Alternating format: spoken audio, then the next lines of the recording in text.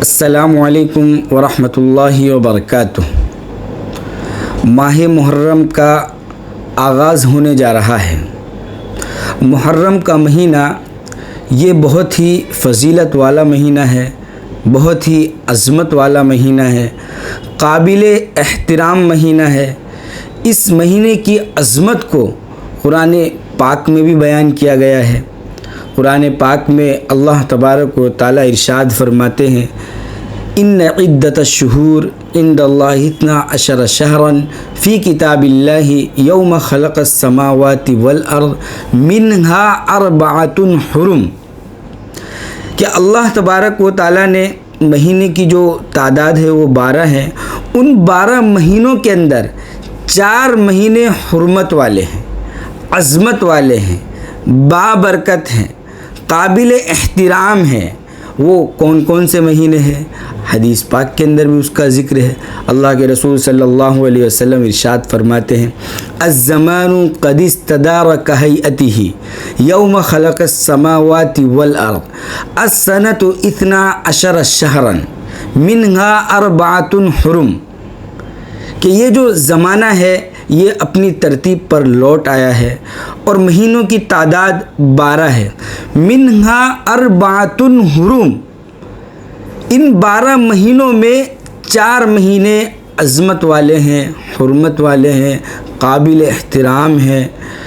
وہ 4 مہینے کون کون سے ہیں؟ اللہ کے رسول صلی اللہ علیہ وسلم ارشاد فرماتے ہیں، ثلاثۃ متوالیات، کہ 3 مہینے جو ہیں وہ پے در پہ ہیں، یعنی ایک کے بعد ایک کے بعد ایک کے بعد۔ ثلاثۃ متوالیات، ذوالقعدۃ، یعنی ذی القعدہ کا مہینہ، یہ بھی عظمت اور حرمت والا مہینہ ہے۔ ذی الحجہ کا مہینہ، ذوالحجۃ، ذی الحجہ کا مہینہ، والمحرم، اور محرم کا مہینہ۔ یہ 3 مہینے مسلسل ہیں، ذی القعدہ، ذی الحجہ اور محرم، اور چوتھا جو مہینہ ہے وہ رجب کا مہینہ ہے۔ یہ 4 مہینے ہیں جو حرمت والے ہیں، عظمت والے ہیں۔ قرآن پاک میں بھی ہے منها 4 حرم، اور حدیث پاک میں بھی ہے منها 4 حرم۔ ان 4 مہینوں میں سے ایک مہینہ وہ ہے جس سے اسلامی سال کا آغاز ہوتا ہے، جسے ہم اور آپ ماہ محرم کہتے ہیں۔ یعنی محرم کا مہینہ یہ بھی عظمت والا مہینہ ہے، فضیلت والا مہینہ ہے، اور اس مہینے کی بلکہ ان 4 مہینوں کی فضیلت میں یہ بات لکھی ہوئی ہے کہ اگر کوئی شخص ماہ محرم میں یا اس کے علاوہ جو 3 مہینے ہیں، ان مہینوں کے اندر کوئی شخص نیک اعمال کرتا ہے تو اللہ تبارک و تعالی اس کے نیک اعمال کے ثواب کو بڑھا دیتا ہے۔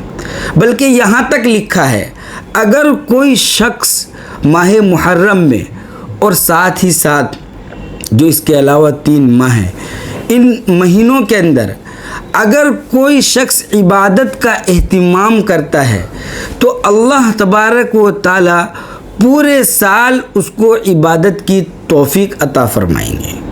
اس کے علاوہ یہ بات بھی ہم کو ملتی ہے کہ اگر کوئی شخص ماہ محرم میں یا اس کے علاوہ جو 3 مہینے ان مہینوں کے اندر کوئی گناہ کا کام کرتا ہے تو ایسے شخص پر گناہ کا وبال بھی زیادہ ہوتا ہے۔ ماہ محرم بہت ہی عظمت والا مہینہ ہے۔ اللہ کے رسول صلی اللہ علیہ وسلم نے ارشاد فرمایا، افضل الصیام بعد شہر رمضان شہر اللہ المحرم، کہ رمضان کے بعد اگر بہترین کوئی روزے ہیں تو وہ ماہ محرم کے روزے ہیں۔ ماہ محرم کی نسبت اللہ تبارک و تعالیٰ کی طرف ہے، شہر اللہ المحرم، یعنی اللہ تبارک و تعالیٰ کا مہینہ جو محرم ہے۔